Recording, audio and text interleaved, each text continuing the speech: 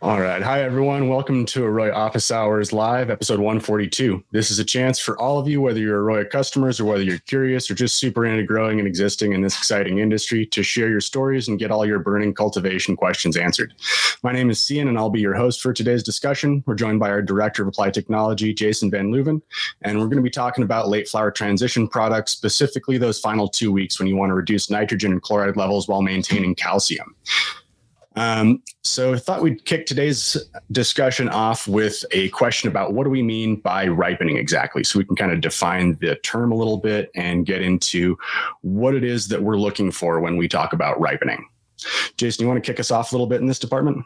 Yeah, absolutely. So, anytime we're kind of following our crop steering recipe or our ideas, historically we're thinking about cannabis. We're running, veg. We're getting plants built in infrastructure, leaves, stalks, stems, root mass, getting them prepped up for the flower phase, right? So it's like, okay, well, here's these two stages of the plant life cycle, and really to optimize each of those, we need to break it down a little bit farther, right? If we're in a 9-week flower cycle, there's a lot of opportunity to make changes, and so breaking that down into different segments. Obviously, early on we might be doing some rooting in or some stacking. We might be trying to combat stretch, and then we'll do some bulking, right? Later, maybe weeks 4, 5, 6, and then that last segment I like to call it ripening. And so just applying some terminology to that helps us in the industry discuss some of the strategies to achieve better results there. And, ripening's it's analogous with our goal there. The things that we're doing there are trying to build out the best chemical profile in this plant. Ideally, through the bulking stages, we've gotten to a large amount of mass, and now we're trying to kind of get to final amounts of maturation. Sure, we'll continue to add some flower mass there in the last 10 days, 2 weeks is typically what I shoot for ripening. Some strains need a little bit longer, and especially if it's a strain that is typically like a 10-week strain, 11-week strain, then we may need to do ripening longer just to encourage that plant to come to full senescence, right? And so when we're talking about ripening, we're thinking about what's the chemical profile of this plant. What's our color look like? A lot of it's related to getting the best quality out of the work that we've done. And so by applying specific environmental irrigations and actually some nutrient strategies in here, we can help that plant fully express its genetic potential, or at least to the best of the constraints that we're working within. I think that's a great explanation. And it also kind of leans into why it's so important to have some clear definition around these different life cycle stages, so that we can start to have clear ways to communicate with each other about, what exactly we're seeing, what we're trying to accomplish, what levers we're pulling during that transition out of bulking to our ripening, if you follow that terminology.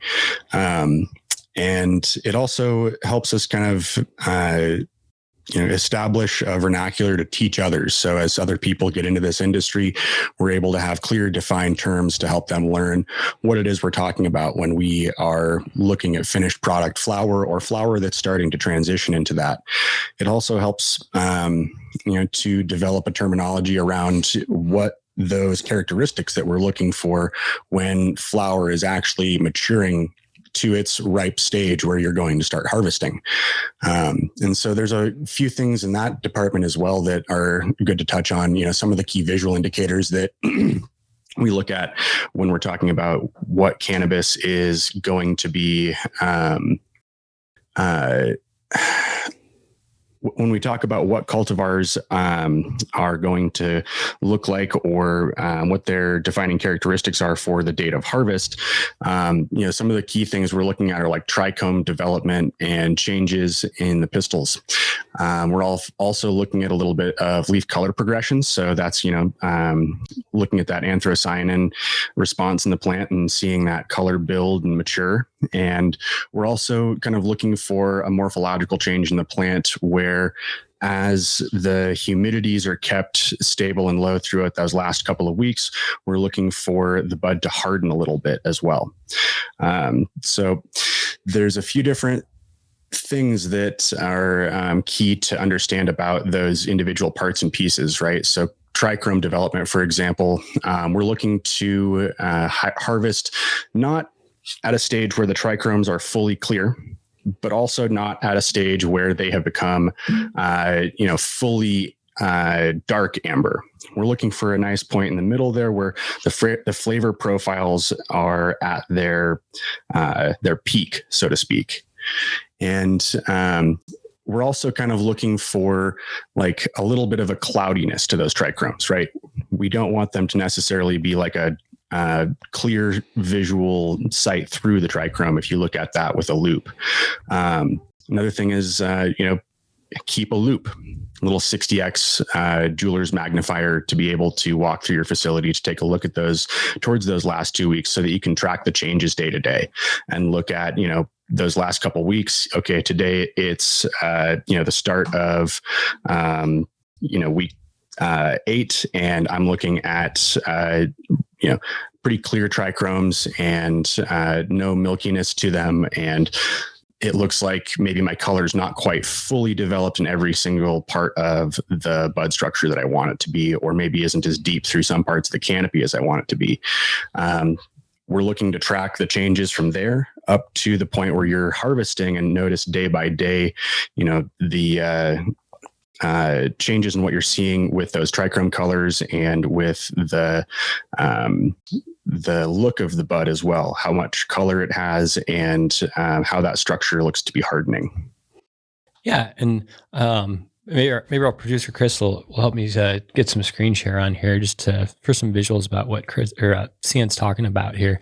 And obviously, most of us are pretty familiar with this, and it's so nice to have kind of a side-by-side comparison of some of these. And honestly, in this amber trichome one, I would consider this a pretty early stage in amber trichome because we only see like maybe 2 or so. Let's see if we got some other references to look at. Yeah, there you go. There's some very amber to almost red and or beyond. And sometimes there's different optimal harvesting points depending on what you're doing with this flower as well. Cian talked about using a loop for looking at this stuff. I also really like to use like a USB microscope, just because it makes it really easy to document, or it helps us document that type of stuff. And anytime I'm working with a new strain, especially, I'll try to get an idea, say within 5 days of when I plan to harvest. What are those trichomes looking like? Get those stored somewhere in a file system or AROYA and any other type of digital journaling application that you have. And then, when we go to harvest the next cycle, we can also start to optimize which sections we're harvesting first. So we had a pretty small harvesting team when I was cultivating, and it usually took us 2 to 3 days to pull a whole room down, large greenhouse type application. And so it was really helpful to know where we wanted to start with. How could we optimize each of those based on that 2 to 3 days? And when we are ripening, those 2 to 3 days can actually make a fairly significant difference in the opacity or the coloring of those trichomes as well. It's coming into a finish, and that can happen fairly quickly depending on how hard we're pushing some of our ripening strategies. I think that's another great point. Another thing I want to kind of touch on is pistil development.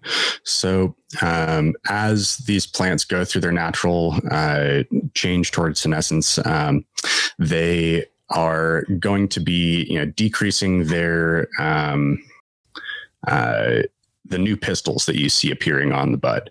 So ideally, what we're looking for is the pistils that are there to be maturing, and for them to be kind of moving along in a color progression as well, right? So when they're still actively growing, pistils are generally white, kind of cream colored. And when they start to mature a little bit, more towards the end of the life cycle, you're going to see a little bit more of an orange or a brown color to them, indicating that, approaching readiness to harvest. And then curled or receded pistils is going to be that final maturation stage where they start to really kind of make a change towards senescence. Again, this is one of those things that's highly cultivar dependent as well. So like Jason said at the start there, we can see, some of these cultivars approach senescence, on their own accord at day 63, reliably like clockwork. Some of the others are going to be, 70 and 80 days, and whether or not that's commercially viable for you is, if you're able to do that right now, more power to you. I know a lot of people, they're, stepping away largely from those longer run strains just to be able to maximize the efficiency and output in their facilities. One of the things to note about longer run strains is that I see a lot of detrimental results when people try to force a flower that needs 70 days to finish in 63 by applying some really harsh measures those last few weeks, or potentially starting their fade and pulling out their nitrogen all the way too early. So it's also worth noting that going too hard too fast when trying to push plants towards senescence in a timeline that's not really natural to them can also have some ill effects that end up costing you yield and quality in the long run. It's a great point. And, earlier, as you brought up, we're lots of different characteristics that we're shooting for. So looking at trichomes, pistil coloration, formation shape, bud shape, looking at, bud color as well. It's kind of fun here. I'll share another one that kind of just came up. I love using resources and everything out there to help illustrate this stuff.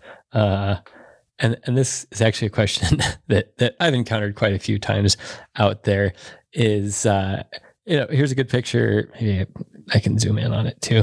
That's the question here was, why some buds keep making new pistils, right? And, there's kind of some extremes on this, right? Basically, when we see this, that's sometimes also going to be indicating that a plant might begin to foxtail as well, right? So our ripening strategies are typically to reduce how exaggerated some of that growth can happen, and by manipulating nutrients, by manipulating irrigations and environment, sometimes we can control certain genetics that have a tendency to do this. I used to grow a pineapple that I don't know. We never figured it out. Even when we tried some of the best ripening strategies that we knew at the time, we were always getting a little bit of new growth at the end.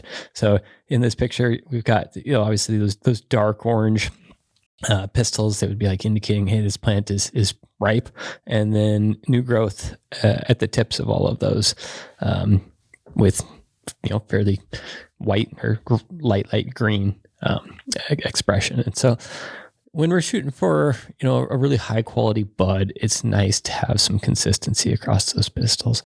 When we run into a plant like this, for example, we kind of have to analyze and think about, some of this stuff is going to be maybe a little bit over mature and maybe a little bit under mature. And how do we help that plant finish all of its parts at the same time? And a lot of growers have experienced this also within the vertical aspect of the canopy. So a lot of times our lower buds just don't become ripe, and a lot of times that ends up as maybe some of the larfier product or a lower quality product. And obviously things like under canopy lighting, better canopy uniformity have helped create more A buds out of a situation like that. Same kind of strategy with ripening, right? How do we apply some of the controls that we have in order to produce the best product as possible? I agree with all of that. I also kind of want to add in that, there's a whole bunch of things out there that I hear from time to time that we're not shooting for when you're going through ripening, right? Plants that start to yellow, that's generally just a sign of nutrient deficiency. Something's not going very well in your plant when you start to see that. That's yellowing of some leaves down at the bottom of the plant as you start to approach senescence can be natural, but yellowing of a large amount of the leaf mass is a cause for concern, not a moment to be excited that plant is pushing towards senescence necessarily. Dry, crispy sugar leaves. That's generally a sign that you have done something wrong and made your plant a little unhappy there. Sorry to anthropomorphize the plants a little bit, but something has gone wrong, and that is not an indicator of ripeness, but generally an indicator that something has adversely affected the finished product there, whether that's going to be yield or quality. Hard to say, but something is generally not going to have gone to its potential in that situation. Another thing that is a common occurrence is that people tend to mistake the return to a somewhat generative form of irrigation steering as a moment to kind of return to the type of intense drybacks that they were seeing right at the start of their generative steering. And that can also lead to situations where you see wilting. Wilting is not encouraged during those final weeks. So, nor ever, but it's not more okay during those final weeks as a result of returning to that generative steering strategy than it was earlier on in your round. Yeah, that's a great point. Maybe, maybe we should always think about ripening not necessarily as accelerating the death of the plant, but as far as optimizing the best qualities of the plant before it's reached term. And I think one of those would be the old tradition of pushing RO water. The better we can maintain the health of this plant until it is cut, the more likely we are to have a good quality bud. Anytime that the plant's health is jeopardized, we're going to be more susceptible to molds and mildews. We're actually going to probably lose some amount of quality, and that's really not the goal. There's kind of a fine line there as well, because we are playing with some levers that may not necessarily, be optimal for plant growth, but we're kind of past that point in the flower cycle where we're trying to optimize the character of the bud, right? The flowers themselves. And in historical or traditional agriculture's trades, there's a lot of tactics that have been used in different industries. For wine grapes, for example, they do have specific types of irrigation programmed in towards the end of the cycle in order to get a different flavor profile out of those grapes. They call it ripening as well. That's one reason I really like the terminology ripening when we're bringing it across, because you can work with scientists, you can work with agronomists from other industries as well, and start to kind of combine the knowledge and some of the strategies that have been in practice for decades. I agree. It's I think that's one of the reasons I'm such a terminology stickler is also because it lets you have a wider range of conversations with people that are outside just the cannabis industry to help broaden your own knowledge base. And some of the most interesting conversations that I've had with people have been, viticulturists or people running olive orchards of all things. So, you never know who you're going to talk to, and having some terminology in your day-to-day vernacular that is coming from the industrial agriculture sector is going to make your knowledge more transferable, and it's going to lead to a whole bunch of fun conversations that I can promise you wouldn't have otherwise. So that's one of the other reasons I love those terms like ripening, because you get to have a little bit more of that transferability, like Jason's saying. And that's one of the rich parts of our industry, is that, there is a lot of overlap between industrial agriculture and a lot of the applications that they have been using for quite a while to be able to either drive flavor or increase sugar production, or, increase yields, quality, what have you. There's a lot of crossover knowledge and techniques that are going to be useful on both sides of that relationship.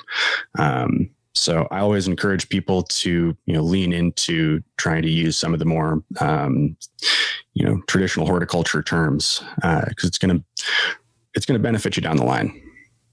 Yeah, and I mean, not even just from an agronomy standpoint, as facility operations as well, pulling information from traditional sources, research extensions on universities is where I've picked up a ton of knowledge about operating greenhouses and maintaining some of the equipment in there, and kind of really the strategies in order to build a system that can operate a wide variety of crops. Thank you for catching that. I want to take the opportunity to jump us into one of our next questions that's kind of linked into this same topic about, ripening and what it means to have plants hit that final stage. So the question is, can I switch from a calcium nitrate to a calcium sulfate after stretch? I think you've talked about this in some previous episodes. Jason, you want to start us off? Yeah. I've actually been dealing with this with clients quite a bit here just recently. Obviously, calcium nitrate is one of the main forms of a base nutrient in a lot of two-part salts, probably in mixed nutrients as well. Towards the end of the cycle, it's pretty significant to try and reduce how much nitrogen you are providing to that plant. That is going to play a huge aspect in helping that plant ripen, help to achieve those goals of good bud formation, not hitting foxtailing, the whole white ash objective on our smoke, that type of stuff. So really, if we can start to reduce the amount of nitrogen in the plant, we're going to cut down on some of the carbohydrates and that's available in there, and that helps us provide a better smoke. A lot of times it also helps kind of reduce how long this plant is going to be expressing its infrastructure growth, its vegetative growth. Nitrogen is it's the main nutrient that is providing chemicals for the plant to continue to build infrastructure. And so when we look at some of the feed schedules from a lot of popular manufacturers, a lot of them have some type of chemical to replace the calcium nitrate in there. At some point, some of the more advanced nutrients, some of the good nutrients will we'll cut out that base completely and replace it with another type of product. And this question is actually kind of great because a lot of times those, in most of the larger nutrients, they're actually calcium chloride. So that's how we're getting our calcium. When we do stuff with calcium chloride, we got to be a little bit careful on how much we do that. Just because that chlorine can become toxic at certain levels, but we still need high levels of calcium in there. And when we're also looking at that, depending on what strain you're using and some of the expression that you're seeing, a lot of times we actually can just also adjust our base to our A to B nutrient ratios. Every once in a while, they're a little bit heavy on base, even at week 4, for example. A lot of times I like to start to taper that, and then maybe for the last 2 or 3 weeks, we'll cut that calcium nitrate out completely and get a replacement like calcium sulfate. Calcium sulfate is actually one of my favorites to replace it. you get a lot of good growth factors in when we're using a calcium sulfate. It's just kind of side effects of using it, though it does come with its own challenges. We do need to make sure that we've sourced a micronized calcium sulfate, and then we also need to make sure that it's been dissolved in our nutrient solution very well. It's calcium sulfate, typically kind of a powdery product, and unless it is fully dissolved, we can be causing some cloggages down the road unless we've spent that extra effort to get it dissolved. That was going to be one of the things I added for sure was, the times that I have used calcium sulfate myself, it's definitely one of those things that you have to make sure you are diligent about mixing, because it can be, one of those things that more easily falls out of solution. So, for what it's worth, just one of those things you got to watch when using those calcium sulfate products. But they're definitely one of the better ones out there, at least currently available from some of the different places that you'll see on hydro websites and things like that, that are pretty stable for the most part and that you can use very effectively. Yeah, and one thing to kind of really keep an eye on as well. Once we have that well dissolved as well, make sure that we are checking our pHs. Anytime that we make a change to what constitutes our nutrient solution, we want to make sure that we're not just in a daily routine of, hey, I know X, I know I need X amount of base or acid in there to get my pH where I want it to be. When we do change, either those ratios and or substituting a chemical in there, it's good practice because we may or may not need to adjust the pH adjustment ratios on that. Another thing to remember too is that, we're always a fan of gradual implementation of these changes. Throwing the lever from, having calcium nitrate to overnight, no more nitrogen, just sulfate, generally is going to produce some adverse side effects. So you do want to be careful to, start these implementations slow a little bit further into your bulking stage so that you're able to, bring them into full effect over a period of time rather than all at once. Not to sidetrack our question there, but your media type would also have an impact on that as well. So when Cian said that, my mind instantly went to cation exchange capacity, which is basically how much do the particles in the substrate hang on to some of these nutrients. And so when we're working with rockwool, for example, it's what I would consider a somewhat reactive media. That's probably not the right term for it, but it changes quite quickly. It has a low cation exchange capacity. So when we make an adjustment in our fertigation solution, that adjustment affects the substrate quite quickly, right? So that nitrogen in there, it's not being held on to the basalt fibers very well in that substrate. It's also a reason that we would consider cocoa a little bit more forgiving, because it has the ability to buffer some of those changes, right? It may take a few days, even if we do change immediately from one ratio to another, the nutrients in the cocoa are going to be held in there. It's going to buffer how much that change affects the actual root zone. And so kind of keep that in mind. What type of media we have will also determine how much we need to ramp the changes in the nutrient solution, at least. All great advice. I think I'm going to add in our next question here that's along these same lines from one of our friends, Jack Burns at Deerfield Farms. It's, can I use calcium formate as a calcium nitrate replacement for the last 2 weeks? And he says, I typically run 1 gram calcium chloride the last 2 weeks or so to fade them. However, I suspect that the high chloride levels could be detrimental to health. Was planning on using it at the final 2 weeks to maximize cost efficiency while keeping the current 0.3 to 0.5 gallon calcium chloride I use alongside 4 grams of pure calcium. Would be cool to try throughout the crop as well on a future run, though, to see how it goes. What are your thoughts, Jason? Well, I mean, I did a little bit of research on this just because I don't have any firsthand experience using calcium formate. And it sounds like maybe Jack's got to be his own guinea pig on this one, which he's a great person to be doing that, because he's so knowledgeable with nutrient stuff, and he's got some pretty good control over his growth up there. Yeah, so I can't really give any great stuff. Chemical composition wise, it should be a good form of calcium. I believe it is an acidic compound. So again, checking the pHs on that type of, after that's been added in there. I guess in this case, I'm just not super comfortable giving a yes or a no. That's kind of the same thing I told Jack. I was like, this is fascinating. I don't think I've ever used calcium formate myself or heard of anyone specifically using it. But the same thing, the research that I was doing into it sound like it is definitely potentially viable. And it'll be interesting to see what Jack knows about this as his trials go on with it.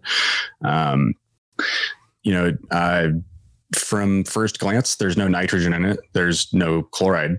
So, I mean, we've got, two of the things we're looking to kind of reduce the amounts of that we're seeing those last couple of weeks already knocked out of the equation with this. Supposedly, it's got a pretty high bioavailability, although most of the studies that I found were all done on human dietary supplements. So I imagine there's still some, peer review research needed to figure out what the bioavailability is in plants, but it does look promising. With that said, Jason's totally right on. Formate salts can affect your pH, and you got to monitor your solution pretty closely to make sure you're still within your target ranges before you feed with that stuff, and that you're not producing any issues with your cation exchange by monitoring your runoff pH pretty closely as well.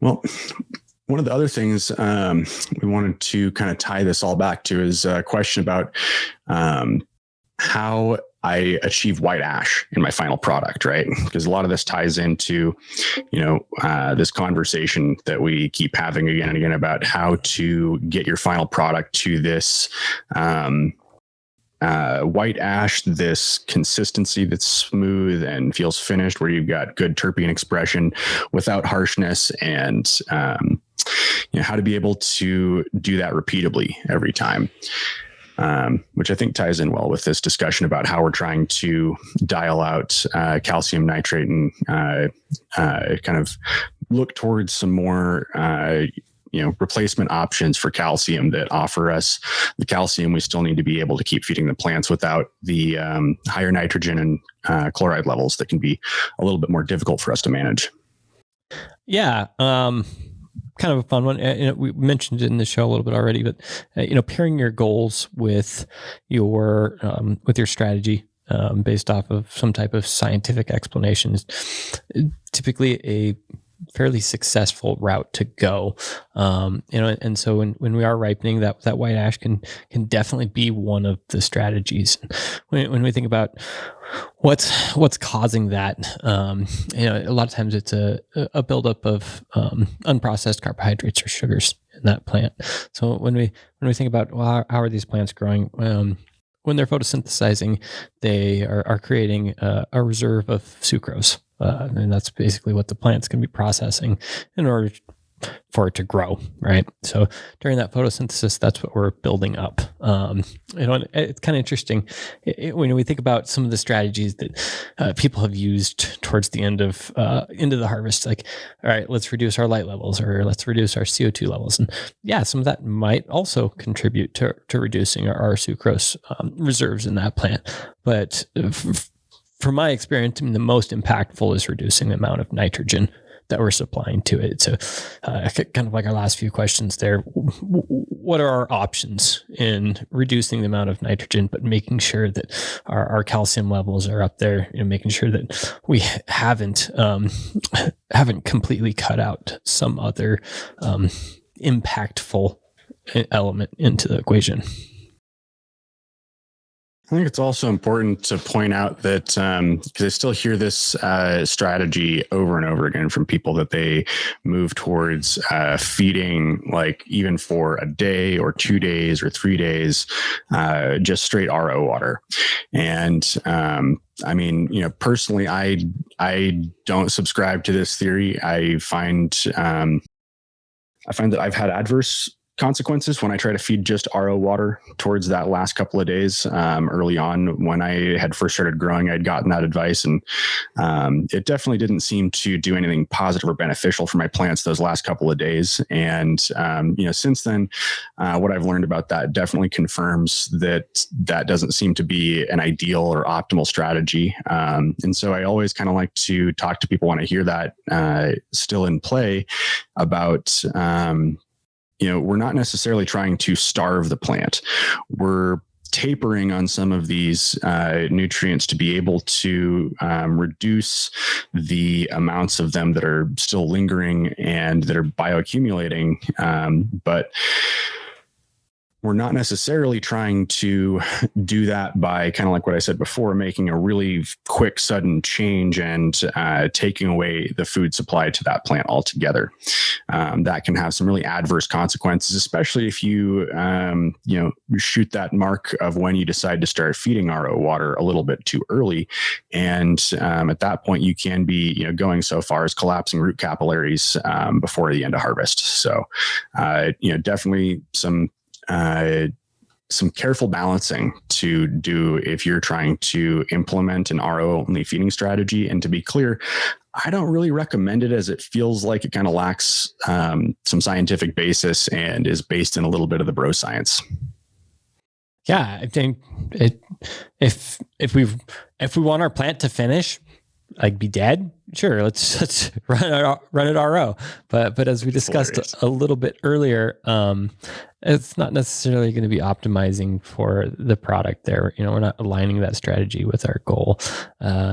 Sure, in something like cocoa, maybe the last day or the last 2 days RO flush, but at that point we're talking just apples and apples, because that root zone EC is going to maintain some level of nutrients in there because of our cation exchange capacity, that buffering effect that I talked about. So sure, if we want to save just a little bit of nutrient cost, but anytime we we are making changes quickly, it's not great on the plant. Fortunately, all right, if I add 25% RO water into a substrate that's at say 4 EC, we would only expect it to be down at like 3 EC with no runoff there. So kind of keep that in mind as well. However, I do like to reduce the feed levels, especially if we don't supplement. If we don't get rid of the nitrogen in our feeds, then I like to be about half of feed strength, sometimes a little bit lower by the end of that ripening period. And that, as Cian said, it's a good thing to taper. Sure, you could break it up into 2 or 3 taper segments depending on how much flexibility you have with your mixing units. And then there's no reason to put that much work into these plants. It's just cutting corners as far as making it finish as the best products, not usually optimal. And to drive it home again, I mean, having an ideal time frame to be harvesting the specific cultivar that you're going to be harvesting is an integral part of that whole strategy. Because like I was saying before, you can't really force some of these longer run cultivars into finishing at day 63 just because you wanted to, and because you take away its nitrogen.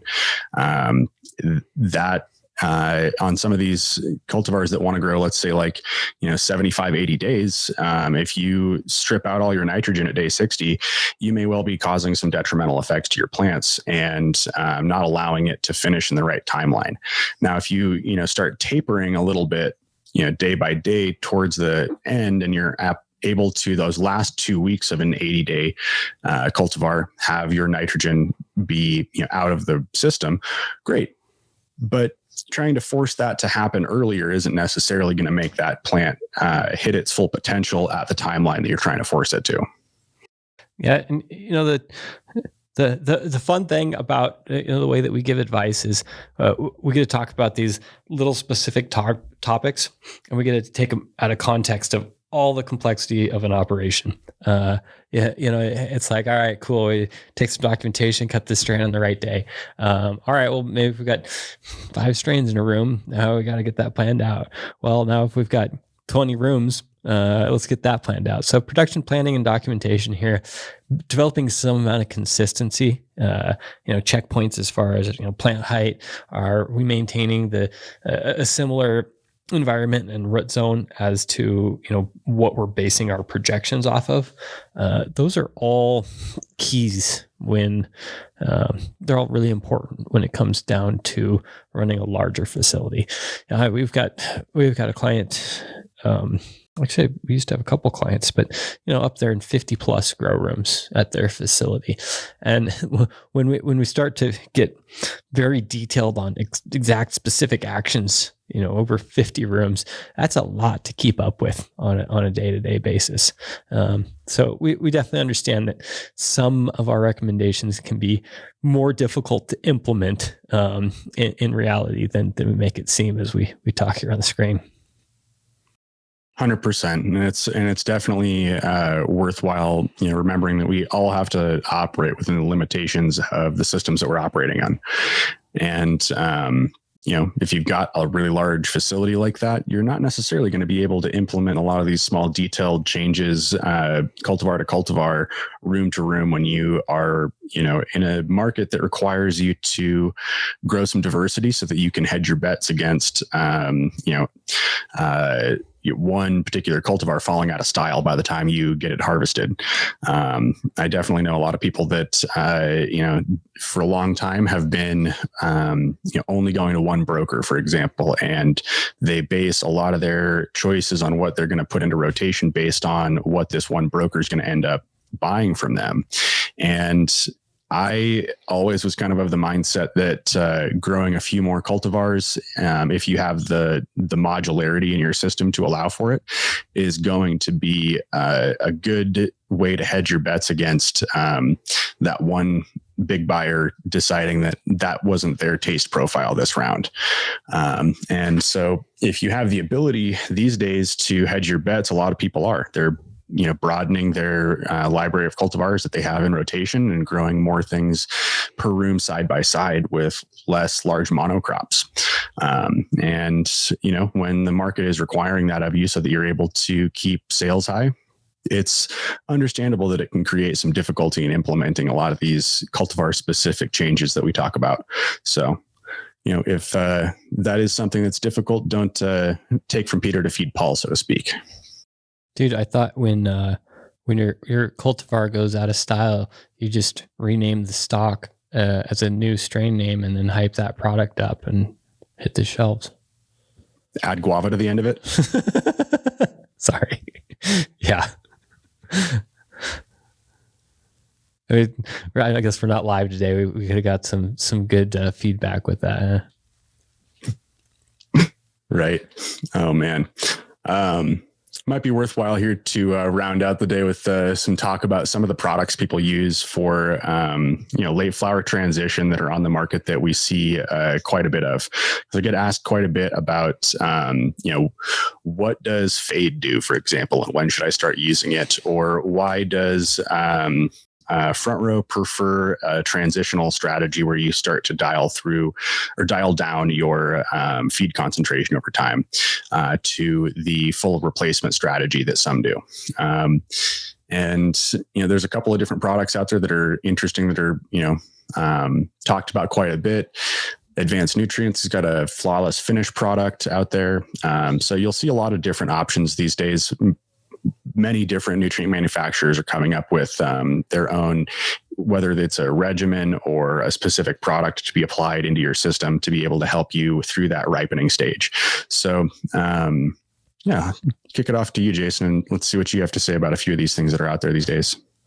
I mean, you mentioned kind of the two that I'm fairly familiar with, and that it's, obviously a fade product. We've covered what we're doing there. I'm almost positive that's just calcium chloride substitution for our calcium nitrate on the base. Front row strategy of reducing total amounts there as well. A lot of times it kind of comes down to how the nutrient has been, or the nutrient line has been mixed in order to provide the elements to it. So if we've got a ammonia based nitrogen supply, then that can differ from something like nitrate versus ammonium, or nitrite versus ammonium. So NH4 versus NO3, depending on how that's supplied to the plant, we may want to adjust those formulations or pulling it out of supply. I think that's a great bit of advice there. And, it's worth noting that like Jason said, each brand, each company that you're going to be using has its own strategies there. And so understanding what your base composition is to your Part A, B salt fertilizer mixes is, an integral part of being able to make a choice on what type of ripening product that you're going to use or what strategy you're going to implement to do that.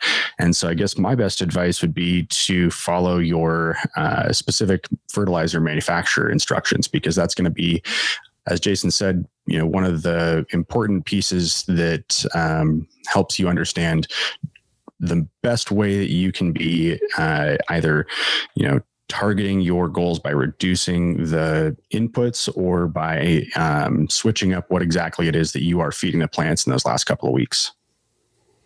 Yeah, and it's a great place to start. With the manufacturer recommendations. If you have a cool manufacturer, maybe try to get them on a video call or two and talk through your specific goals, because they might have some great advice on how that recipe can get tweaked to better tailor exactly the facility constraints or the plant optimization that you're shooting for. Yep, I know we've said it before, but these fertilizer companies are motivated to be a resource in your court. You know what I mean? They want you to be successful with their products. And if there's a way that they can help you do that, or if they have some solutions that they have come up with already, they'll oftentimes be more than willing to talk to you for a little while about how you might be able to integrate those solutions more quickly. Well, to round out the day here, I want to throw in one last question that we got in from one of our Instagram friends here.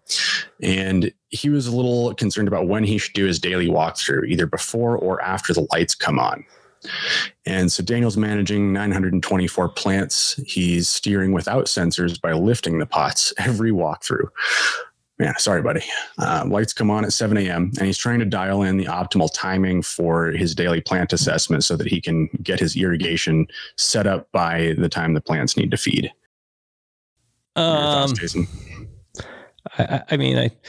I was gonna, before the second half of that, I was gonna say, well, I like to walk in after I've reached field capacity, right? Like that way I can get my runoff measurements, specifically pH of my runoff. I get an idea of whether we had a serious irrigation issue for that day.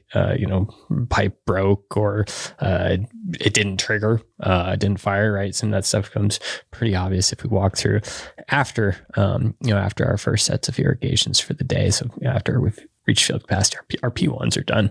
I got a little bit of runoff. That if we only had one chance to do it, that's probably when I'd be running it. Sounds like I think he's shooting for trying to get an understanding of how much dry back he has.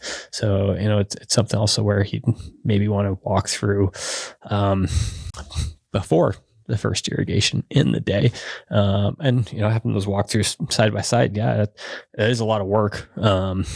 But you're also going to get pretty well in tune with how well things are operating in there. As far as, whether you're walking through photo period on or photo period off, I'll always walk through photo period on if that's a chance. Even before first irrigation, that time you spend in there, let's say if, you've had an hour, from lights on to first irrigation, that's might be enough time, depending on how large the room is, to do a fairly thorough walkthrough. You also kind of get a cool feeling for how our plants wake up, right? What's the leaf morphology response when we start to photosynthesize, that types of stuff. And you get to know that the lights did come on that day, that type of stuff. Personally, I like to do it when there's some expected change. We've got some goal in there as far as what are we capturing out of the walkthrough.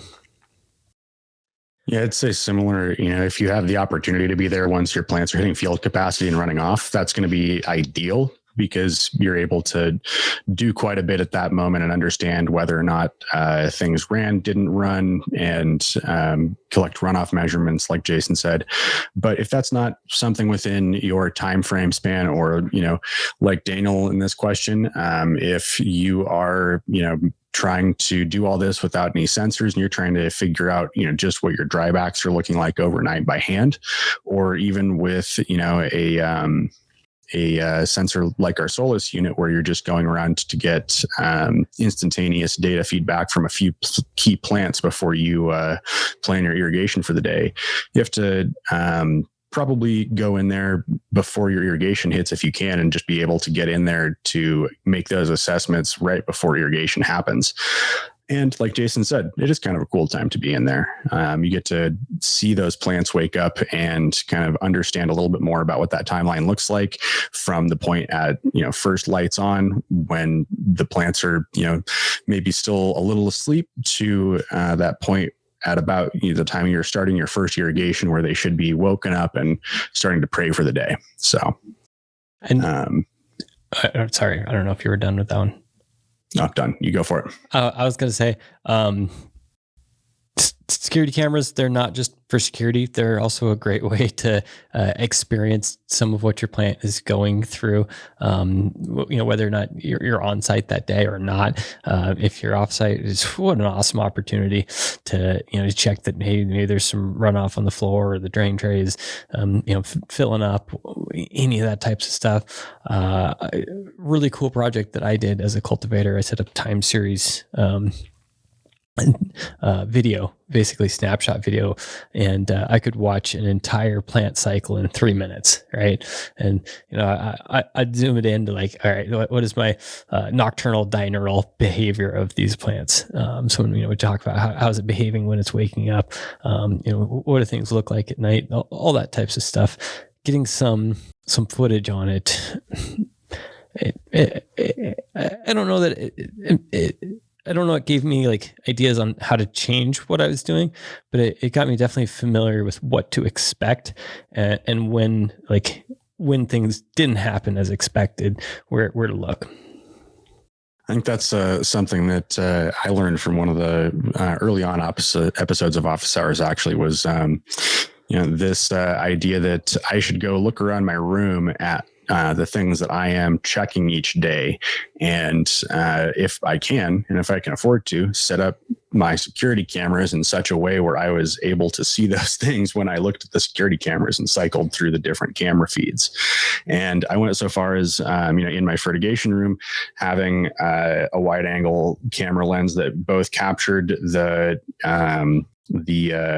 manual check numbers from my Blue Lab units, as well as, was giving me a visual of my floor and my batch tanks, and, what was happening with my dosers. And that saved me so many times, just being able to have this visual check on what was happening in there, whether my pH in solution had changed, or whether, something broke and I've got some water on the floor.